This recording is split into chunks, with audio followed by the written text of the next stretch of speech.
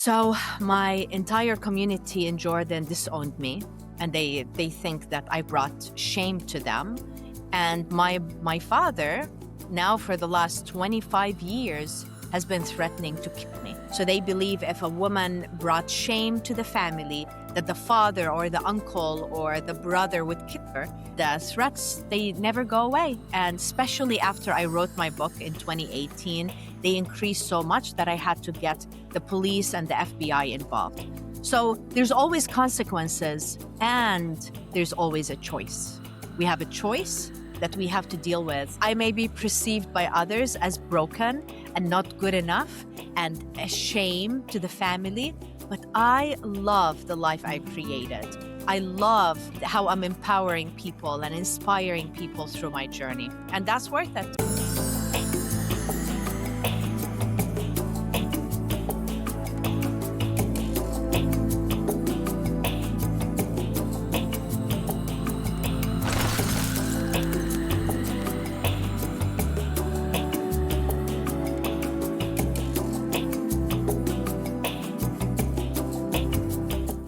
Hello and welcome to Ego Was Here. Today I'm joined by Dima Ghawi, global speaker, leadership coach, and author of Breaking Vases.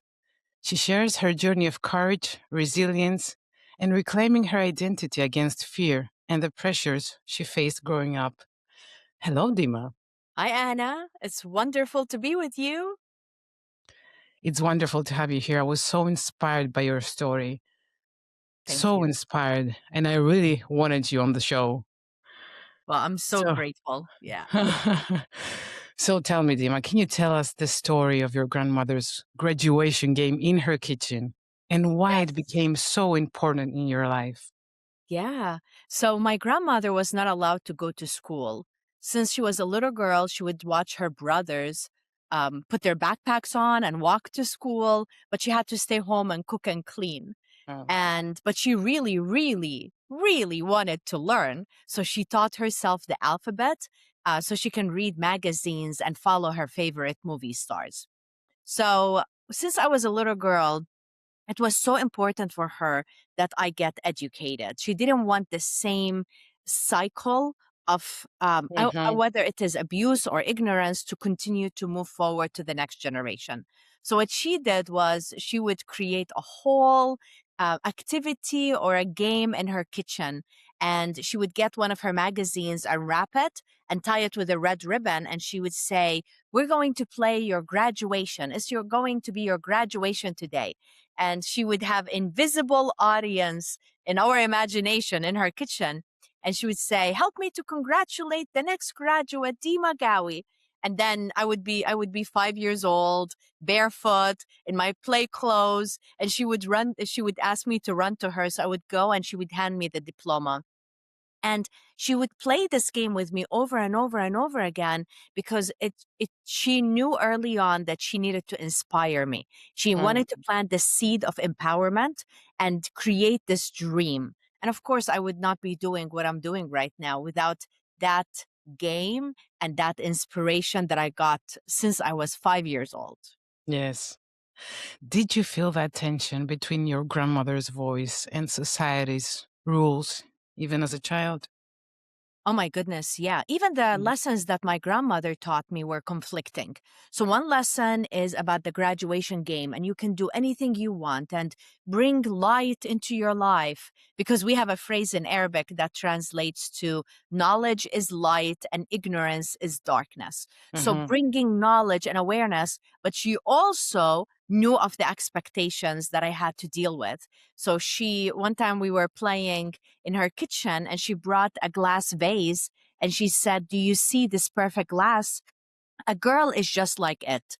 If it gets cracked for any reason, we can never fix it, we can never glue it back, and it will always be broken and no one would want it. That's the one we throw in the trash." I was also 5 years old. So imagine early on in my life, I was taught by my grandmother, the feminine, inspiring woman, about you can do anything you want, you can graduate, knowledge is important, but you have to do it by following the rules. You cannot let anybody judge you. You cannot make mistakes. So I was taught early on that I had to be perfect. And isn't that an issue that women face around the world? Of That I course. have to follow, I have to obey, I can't have an identity. So the two messages were so conflicting. Hmm. Hmm. And at 19, you entered an arranged marriage, right? Yeah. So can you tell us about that experience? Yeah. So I was in college, first year in college.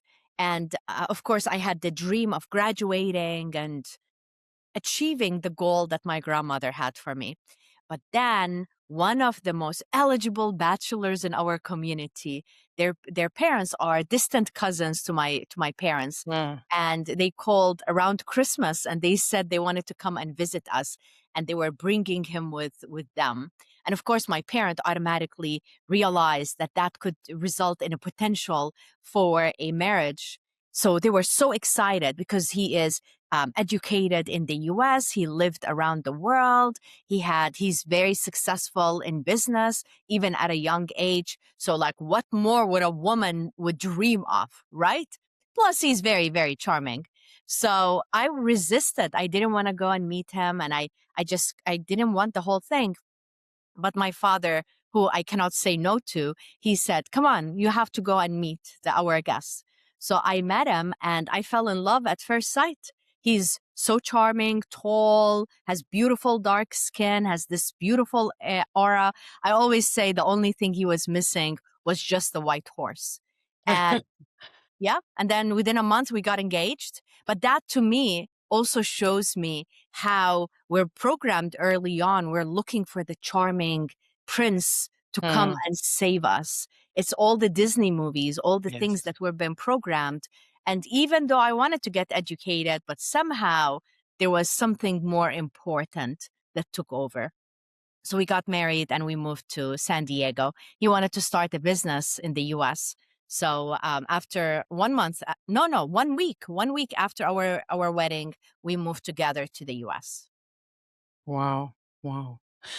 And what did you decide to leave your marriage? Mm, And well, how did that decision affect your relationship with your family? oh my goodness.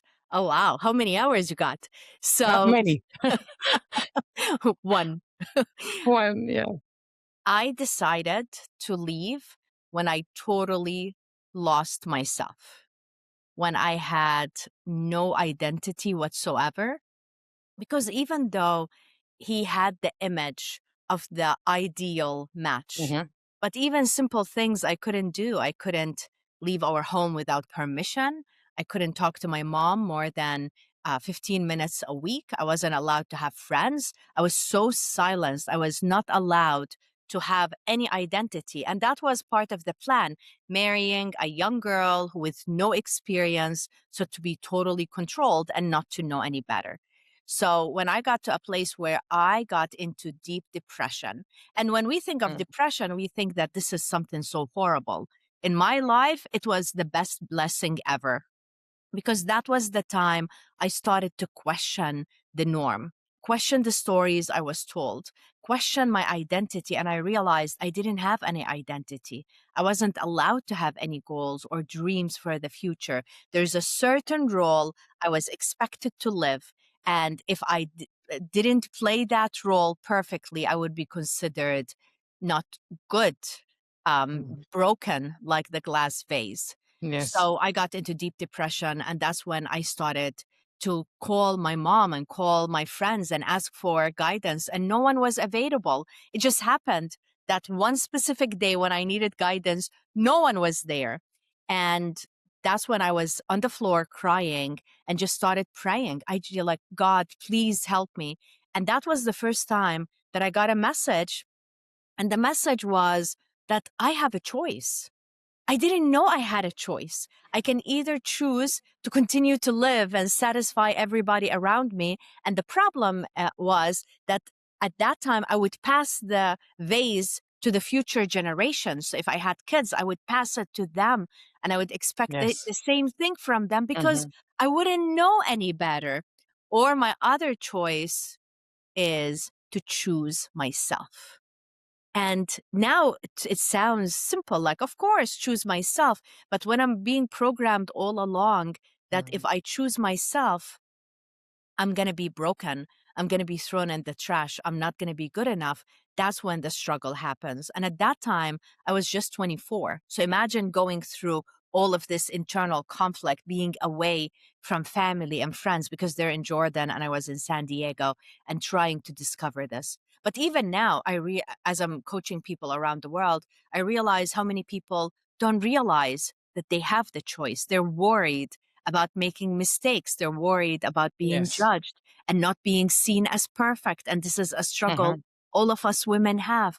And it's a time to shatter the vase. So that answers the first question. um, you have anything about this before I answer the second question? Yes, I wanted to ask you, first of all, for how many years were you married? 4.5.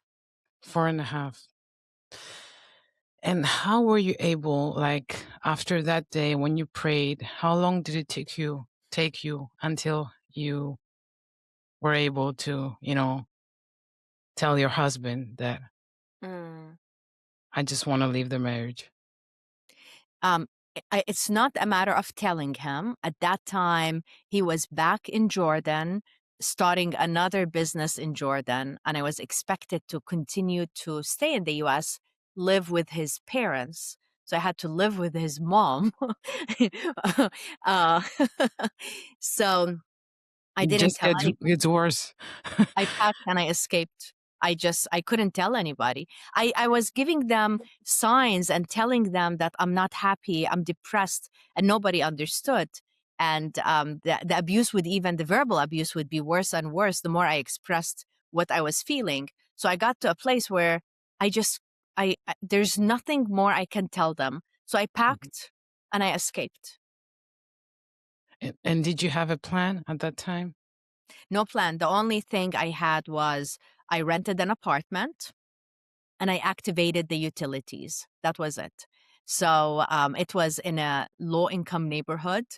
Mhm. It was so scary, that neighborhood, that they had police every night in the area. The neighbors down, I was on the second floor. The neighbors downstairs, I think they were drug dealers because there was always police there every day. So I yeah, that was all I could afford. I had a job. Thank goodness I was allowed to work, which now I look back and I realize how much a blessing it was. Because many times women that are in abusive relationships, they're expected to depend on their spouse Of course. financially and emotionally. In my situation, my ex-husband at that time, his business wasn't doing well, so he needed me to work, which was such a blessing. He needed me to work so I can cover utilities and basic expenses. So Uh-huh. I got a job and I was making $30,000 a year, which after you take out the taxes, there's almost nothing left. So Yes. I had to pay the least possible amount for the apartment. But I did it. And I was able to escape and go and stay in that apartment. I had no furniture. I couldn't afford to buy furniture. So my manager, she gave me a love seat that she used to have, that Uh-huh. her dog that died used to love to sit on it. So the love seat was filled with a dead dog's hair. And My I God. tried to clean it as much as possible, but then I covered it with another sheet. And she gave me a small tiny, I think the tiniest TV ever. But that's what I survived on initially. And how did that decision affect your relationship with your family?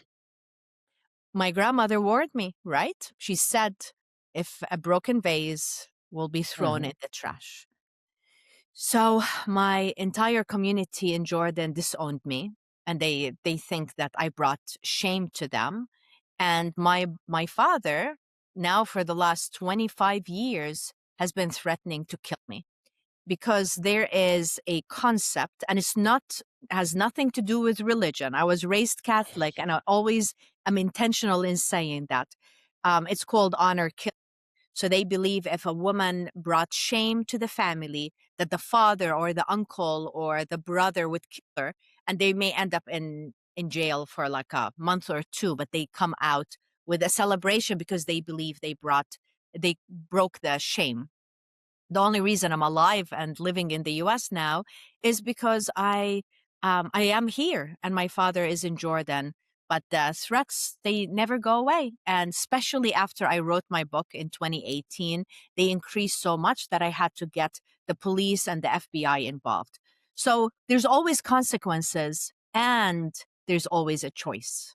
We have a choice that we have to deal with. And when I look at my life right now, I love my life. I created this life. Yes, I may be perceived by others as broken and not good enough and a shame to the family, but I love the life I created.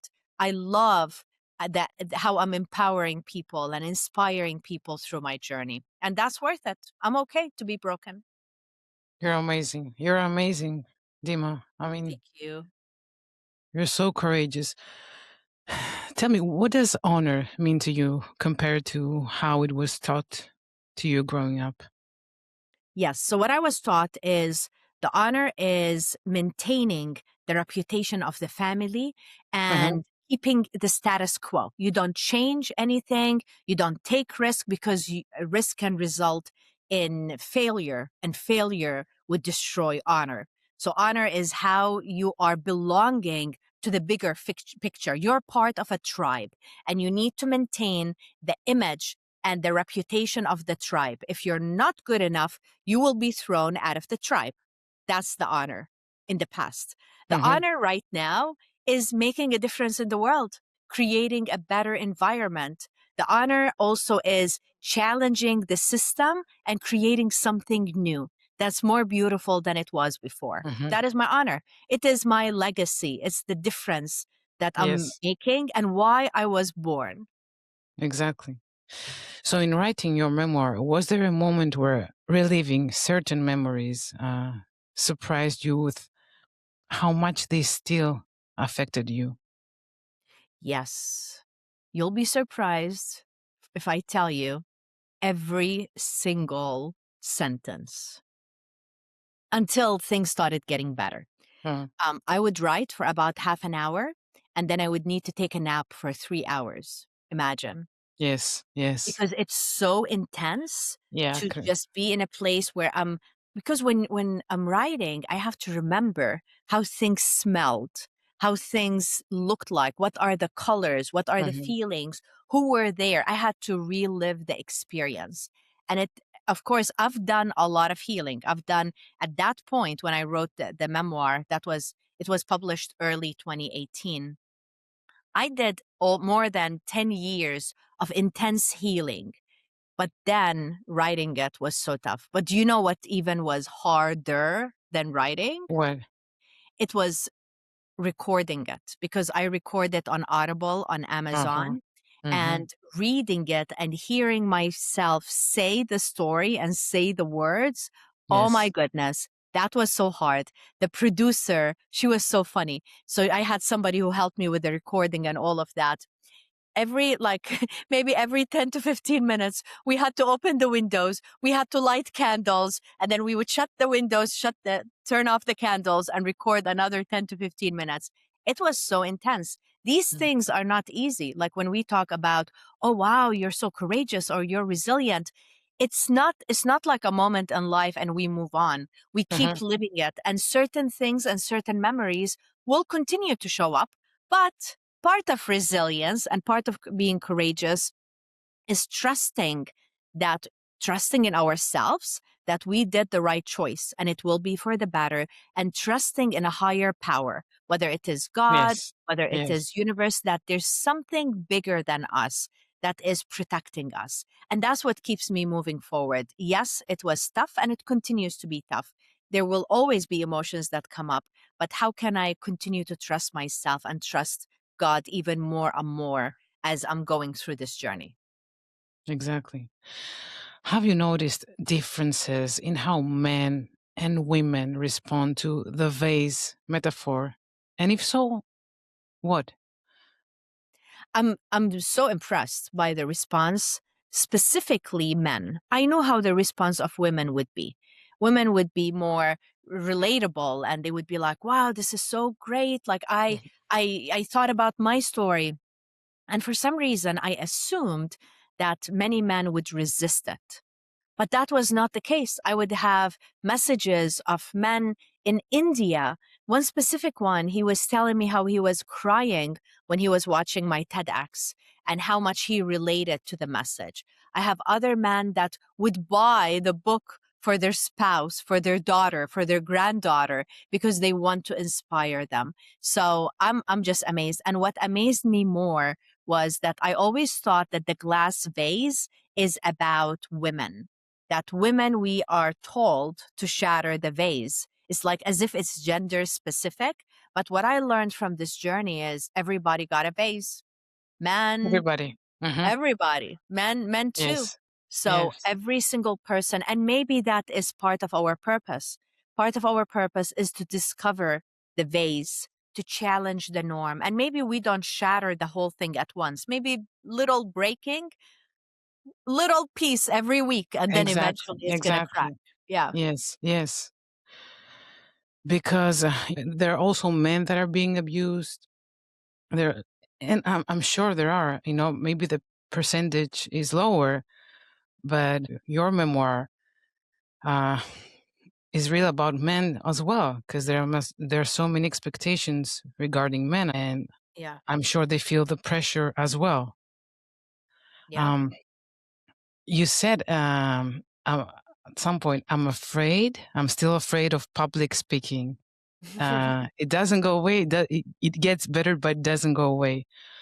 What do you notice tends to like trigger the fear or the anxiety even now when you're speaking in public? Wow. What a great question. Do you know, nobody ever asked me this question, and I'm the one who asked this question to others. So great job, Anna.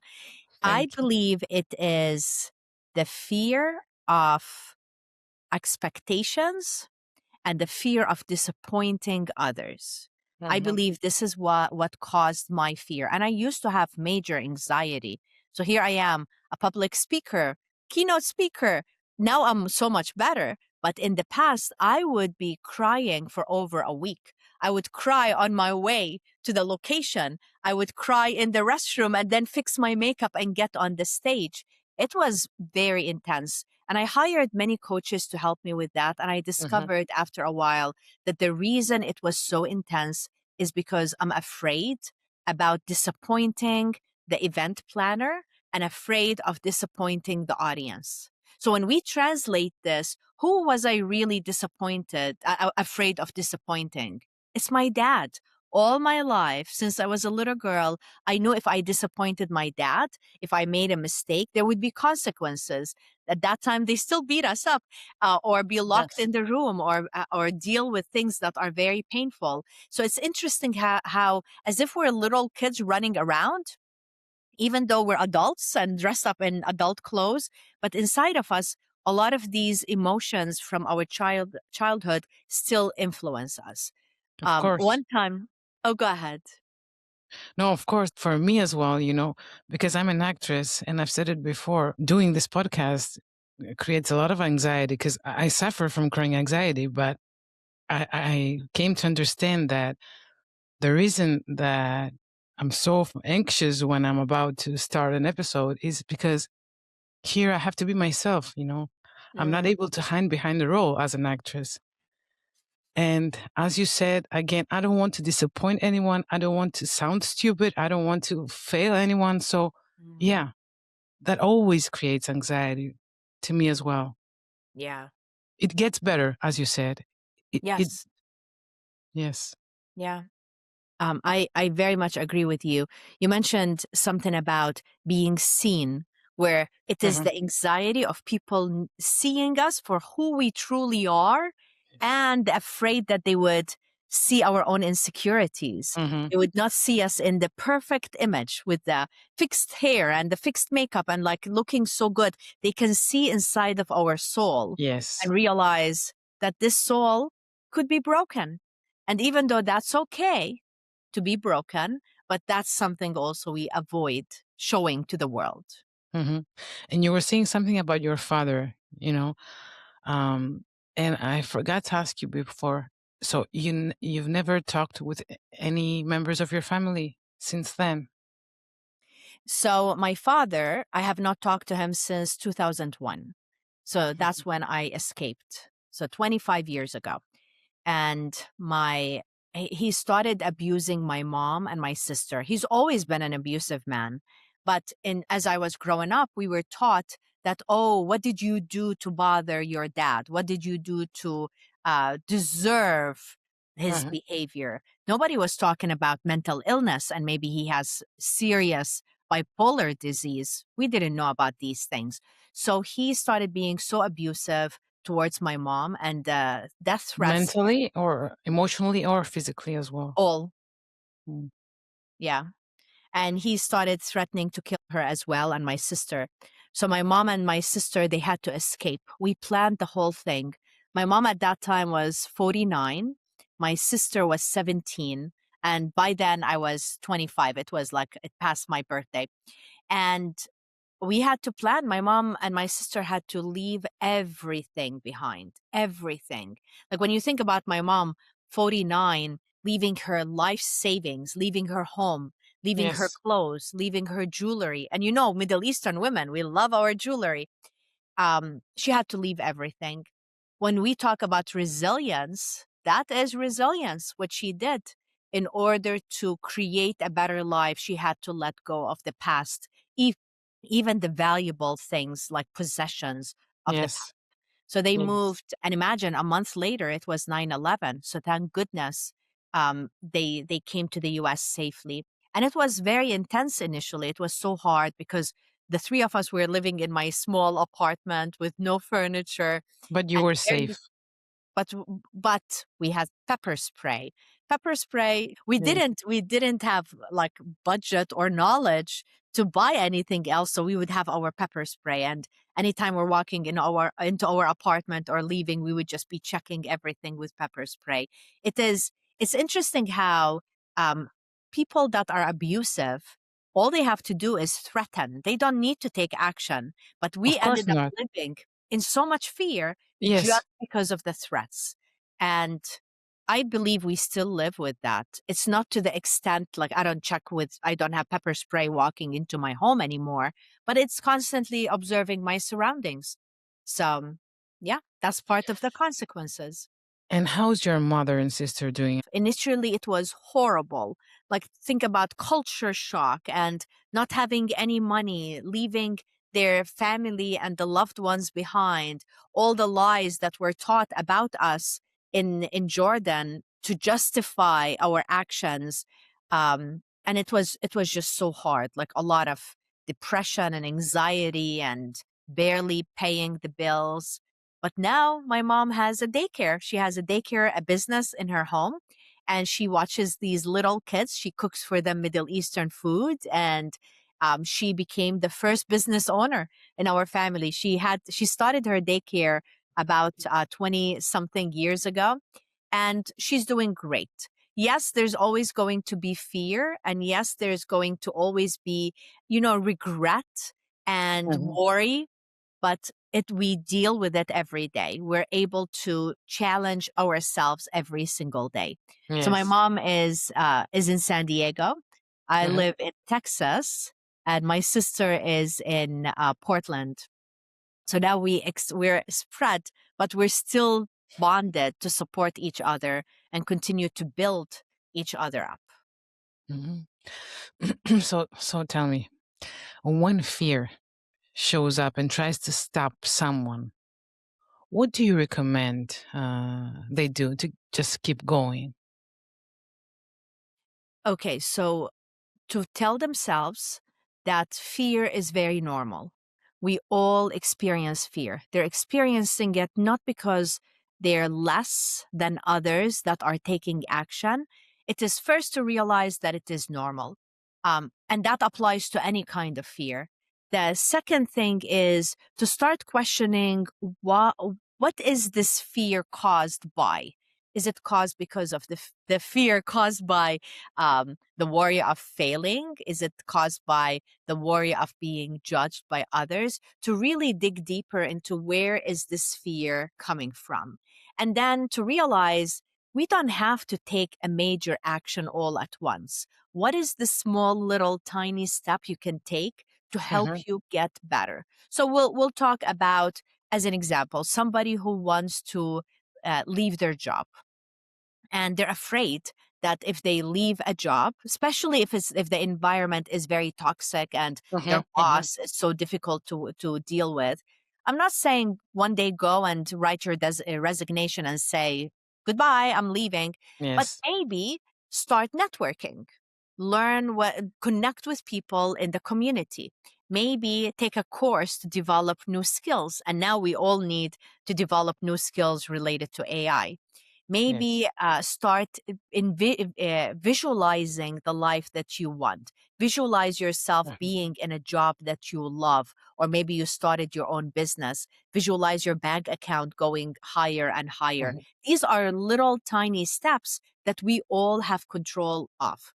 But the more we are doing them, taking these tiny little steps, they would come together and they would give us the network, the knowledge, the confidence to take action that otherwise we wouldn't. So, baby steps. Baby steps. Yeah. Mm, But you didn't take a baby step I didn't. when you left your marriage. I did not. You did not. Because that's what I wanted to ask you. What about people that are being abused? And I'm not going to say women, I mean everyone, men or women or whoever may be experiencing abuse. Yeah. What It's would you it's say to just them? it's just so difficult anytime I'm being asked that question, because in my situation I just packed and I left. I didn't have children, so that made it easier for me. It's never Uh-huh. like totally easy, but it made it easier because I didn't have children to worry about. But the same steps I would tell them: build a network. What I realize, a lot of individuals that are abused, they tend to isolate themselves from other people that would help them, like family members or friends. Rebuild these relationships, reconnect with people that Uh-huh. at least somebody to get to learn about what they are dealing with. Um, and I also realize many individuals, and I want to say especially women that are abused, they tend to not have financial independence. They're so Yes. dependent on Uh-huh. this other individual who take care of them financially. So if they're able to start building new skills, start finding a job, even if it is minimum wage, assuming they're able to.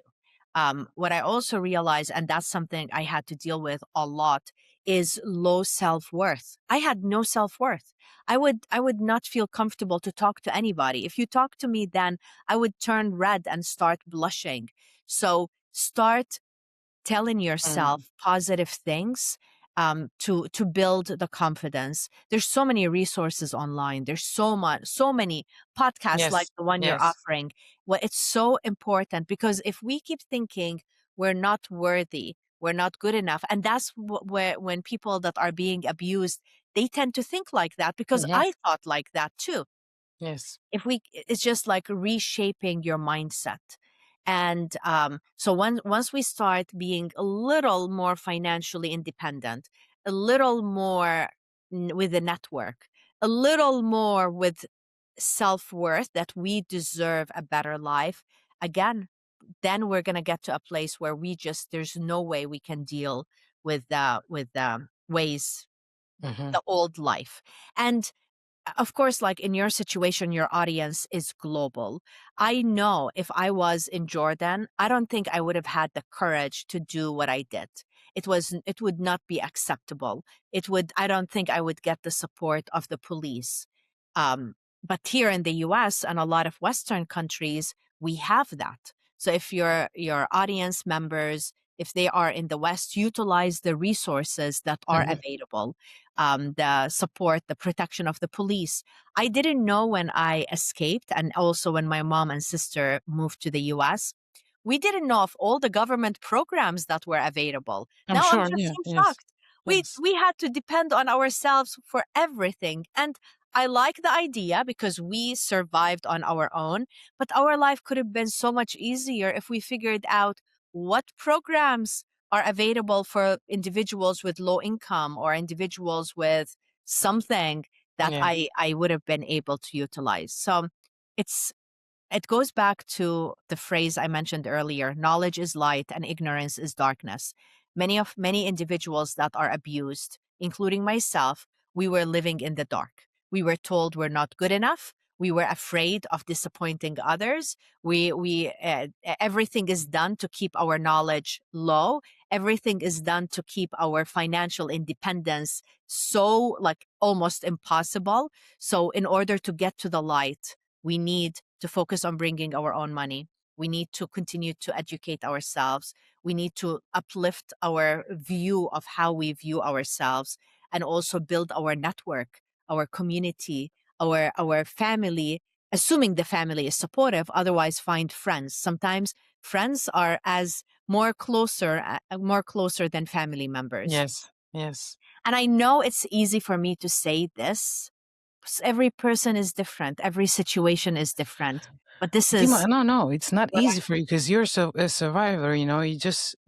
You've been through hell, so you know better. yeah. So it's really important that those things come from you. This advice.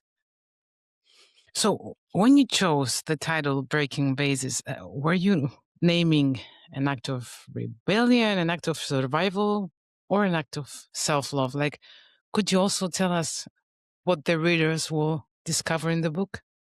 Yes. So the book is my memoir, and the entire memoir is based on the story of the vase. So it was so easy for me to come up with the title Breaking Vases, because if I started my life being told you need to protect the vase is your identity, the vase Hmm. is your worth. So Yes. obviously, the journey of my life is to break the hell out of that vase. And and that's the title of the book. The tagline, shattering limitations and daring to thrive, that took a little longer to figure out what it would be, because it is about shattering limitations, and the limitations include the external limitations, what we're told by our communities and Our society. beliefs. We're Yes, told yes. by Hmm. Hollywood and Disney about how to be the perfect princess and wait for Prince Charming to come and save you. All And of this, social media. No? and social media, because Yes. apparently everybody has a great life on social media. So to shatter all of this and to dare. So it's the courage, it's to dare to thrive, not to just survive, to thrive. And yes, initially we may need to survive. It took us years, my mom and my sister and I, to just survive, to just be able to pay barely the bills. We were depending a lot on credit card. We just needed to survive. But because we were surviving, we used the time to build new skills, to go to school, to build better network, to build our confidence, and as a result we were able to eventually to thrive. Hmm. So tell me now, what do you exactly do? Like, because I want the people to know. Yes. So, I am a keynote speaker. I speak at conferences and I do two types of talks. One of them is all about my story and about resilience and self discovery, self trust. So, this is the more motivational aspect. The Hmm. second aspect is all about leadership, because I'm very Yes. fortunate that part of my journey, I got a chance to finish my master's in business, and I got to work for big companies like IBM and lived and traveled around the world, which is amazing. I was not born to live this life. Hmm. So I teach people how to be better leaders, how to create employee engagement, how to work across generations, how to work with people from different cultures, all of these things so we can create a more healthy, inclusive, and safe work environment. So this is the keynote, but I'm a coach. I'm a business coach, and I help individuals to continue to advance and grow in leadership by um, digging deep and understanding who they are. So that's the coaching, and I'm also an author and a consultant. So with Hmm. the Hmm. with the keynotes, the training, the consulting, so anything related to business, and inspiration of the individuals. That's what I'm passionate about, and that's what I'm born to do. I'm sure. I'm sure. So, what's the difference between leading with power and leading with vulnerability? Leading with power is what it was in the past. So when I first entered the workplace, that's what it was. It's your title, that's what Hmm. matters. And people are told if you don't like it, leave. And I was told that a lot. If you don't like it, leave. And that was the power. You have to follow. You can't have an Hmm. identity, and you just need to do Yes. what you are told. Now things change. So now when we think about the world we're living in, we learned, many of us the hard way, that it just doesn't work like that. Leading with power may work in the short term, but the minute an employee finds a better opportunity, they're just going to leave. And this is what we experienced specifically after COVID, where so many employees were just like quitting. The leading with vulnerability, it is leading with emotional intelligence, Mhm. understanding who you are, your emotions, your triggers, understanding other people, where they're coming from, and how you can get the most out of them. So instead of judging them and seeing them as broken, instead to see that they have a gift, an opportunity to continue to grow in order to develop them more. But vulnerability too is sharing your story. And in the past, we wanted to be perfect. We wanted to appear strong. And, we were told leave whatever personal at home and don't Yes. bring it to work. But I know many leaders that share their painful experiences with their team. And as a result, they don't appear as they are better than others because of their title. No, they are bringing themselves and showing their humanity. So I'll just give you an example. One of the wonderful leaders I love, she has terrible arthritis to a point she cannot type. And she started getting the arthritis since she was in her mid 30s. So Hmm. young. And she works in a virtual environment. So her team, they wouldn't know that there's an issue. So in the past, the leader would not say anything because otherwise they would come across as being dealing with disability or Yes. they're weak. And Uh-huh. especially being in a virtual environment, nobody needs to know. She would use recording to transcribe, and she would use a lot of tools to help her write emails and do things where she would not have to type. But one time in a department meeting with her team, global team, she shared with them and she said, I want to let you know I've been dealing with this for a few years. It makes things much harder for me, but I want to share it with you because it's important for me to be vulnerable. And she was so surprised how many team members started sharing with her their pain, their challenges. That built so much stronger bond. And she told me Yes. after that, their morale and their engagement got like to a whole different level because she wasn't at a higher status. She Hmm. was better than them. She was and still is a human with pain, just like all of them. And Yes, that's because we all want to feel connected. We want to feel understood. So, of course, yeah, being vulnerable connects you with people. Being able yes, to share your struggles, like your story, your life story, is amazing. yes, I agree. Yes. So, tell me, Dima, what does like shattering limitations look in daily life? Wow. Shattering limitations looks by first taking care of ourselves. This is so important because many times when we are expected to act perfect and be perfect, we forget about ourselves in Hmm. order to achieve that goal that is unreachable. So, taking very good care of ourselves, making time for ourselves to reflect, to journal, to have, to eat healthy. That is so important because that's the foundation for everything. We're not going to be able to go shatter limitations and be courageous if we're a mess, if we're unhealthy, if we are mentally unstable. It's just not going to Yes. work. So the more Yes. we take care of ourselves on a daily basis, and it doesn't have to be like a whole hour, it could be 10 minutes when we're driving Hmm. somewhere to maybe put the radio off, to not check social media. I know people check social media as they're driving. So to just create a safe, quiet space to just be you, to connect with your spirit, to listen to your spirit, because we're being told messages all the time. But when we're living in the noise and the expectations and the comparison, that voice becomes very low. So that's number one, is to take care of ourselves. The second thing is to question the norm, question everything we're told, because it's easy for us to assume that whatever we're told by a power figure, whether it is our parents, our teacher, our doctor, our politicians, that they know better and they're better than us. It's to question everything, to question all the information that is coming to us. Because it's not that other people are trying to trick us or trying to hurt us, but what if they don't know better? Now, Exactly. now when I Exactly. think about my Mm-hmm. grandmother and she told me about Yes. the vase, do you think my grandmother wanted to hurt me? I don't think so.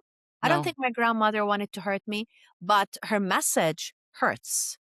And she did it because she thought she was doing it out of love. So that's why, not to conform, not to follow the rules, but to question them. And it's interesting for me how we're not told or taught to be rebels. We're taught to conform. So think about society around the world. We're all taught since little kids to conform. We encourage people when they win to challenge the norm, but we're not taught to do these things. So as if we need Yes. to reprogram our thinking and to just start questioning. And when we start questioning, we'll realize, wow, there's a lot of things that we were just following and passing to the next generation that make no sense. Yes, because I think that deep inside we have that belief that if we conform, then we will be accepted by Yeah. others. Yeah. And that is the only way that That's things true. work. Yeah. So tell me, is there any limitation that you still struggle to get rid of? Yes. And as something I continue to work with, it is the inner narrative. Isn't it interesting how, like, the voice in our head that keeps telling us, Hmm. oh, I'm not good enough, or when I compare myself to other people, or worry about the future, will I be able to survive? Do I deserve this? So even though I'm the one who inspire people and challenge people, I need many times other individuals to motivate me. So it's funny, right? You need a motivational person to motivate a motivational speaker. And it doesn't go away. It gets better, and it but it's as if we need to keep going deeper and deeper and deeper.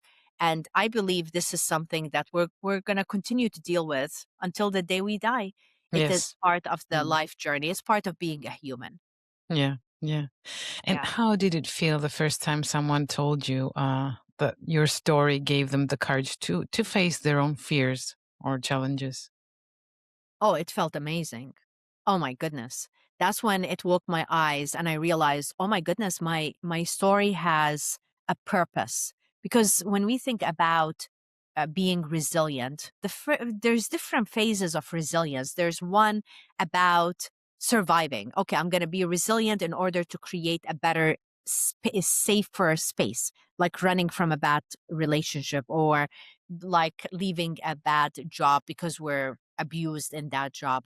But then on the other end of resilience, like when we think about different phases, on the other extreme is realizing that every action we're taking has a purpose to make Mhm. the world a better place. And the moment somebody told me that, it's like the example of the person from India sending me a message and telling me how my story, he was crying and how much he related to the story and how it's inspiring him to be a better person. It took me to the whole other end, which is, wow, there is a purpose. And that ignites the fire inside of me to even do more, to share more, and to Mhm. help more people. But I honestly didn't know that my story had any meaning or not relatable until I was working on my TEDx. That was in 2000, I want to say 2014. I was asked to give a TEDx talk, and I wanted to talk about leadership. And I wanted to talk about how to work across cultures and how to lead global teams. And every time I wrote the talk, something inside my heart just kept saying, this is not it. This is not it. Mhm. Until one time I was talking to a friend who's wonderful and she's like a mentor to me. And she said, why don't you start by the talk by sharing your grandmother's vase story? And I said, no, I'm not doing that. Like, are you kidding me? I'm not going to share my vase story. There's so much shame. Because of course we're still programmed. I'm still programmed about the Yes, shame. yes. So there's so much shame. I'm not going to stand in front of hundreds of people and talk about the most painful thing in my life. And she said, that's what they want to hear. And she kept nagging. You know, these people that just keep nagging and nagging, Yes, that's her. yes. She kept nagging and nagging and nagging. And then I said, okay, I'll just make it a little part of the talk. And then that kept expanding, that it became the full talk. And she's the first one ever that made me realize that there is meaning to my story, that I don't need to hide it anymore. And I wouldn't tell anybody about my story. I had a lot of shame about it. So Mm. she made me realize there's a meaning and it has the power to inspire others and help them on their journey as well. Yes. If the conversation on courage and identity could shift the world in one specific way, what would you want that shift to be? Oh, the one change is for people to make time to reflect about themselves and similar to what we were talking about earlier, not to just conform and follow the norm and follow the rules, just Hmm. to dig deeper, ask themselves what are the choices they have and to challenge the way things are. Imagine if all of us start digging deep, understanding who we are, and then not conforming, how the world would become a better place for ourselves and for the future generation as well. Of course. Of course. Tell me, Dima, and if you want, you can answer. If not, I completely understand. But if you had your father in front of you without being in danger for your life, what would you like to tell him? What would you tell him? Mm. I did that a lot in therapy sessions. Mhm. So one time I had a therapy session for 3 hours to just be able to look at his picture. So that Yes. that is not easy. I would tell him that I forgave him long time ago.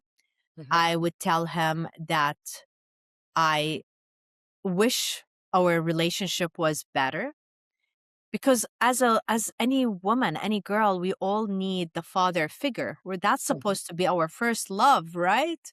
So Yes. I would tell him that I truly wish that the relationship was better, but I forgave him, and that is that I did it because that is better for all of us.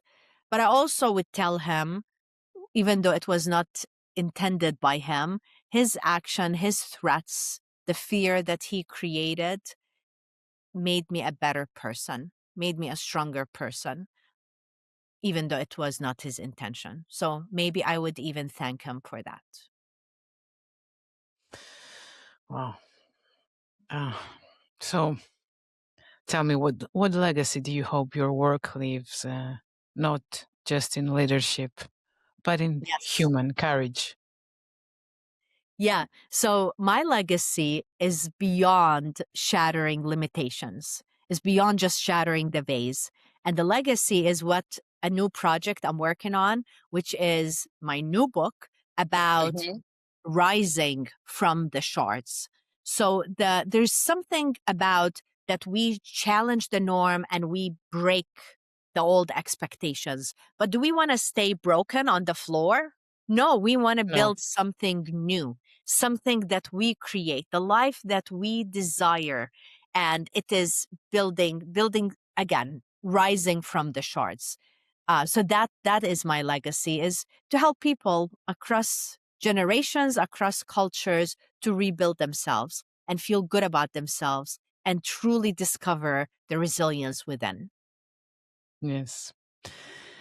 So, Dima, thank you so much. I really, really enjoyed our conversation. It was so inspiring.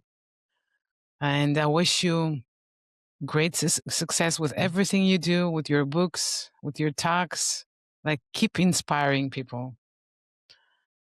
Thank you, Anna. You too. You're doing such an amazing job with the podcast. I am so glad we're connected and have been watching your podcast. So inspiring. So keep breaking vases and keep rising from the shards. Exactly. And to all of you out there, keep breaking bases, as Dima said. And remember, ego was here, you were here, and that's enough.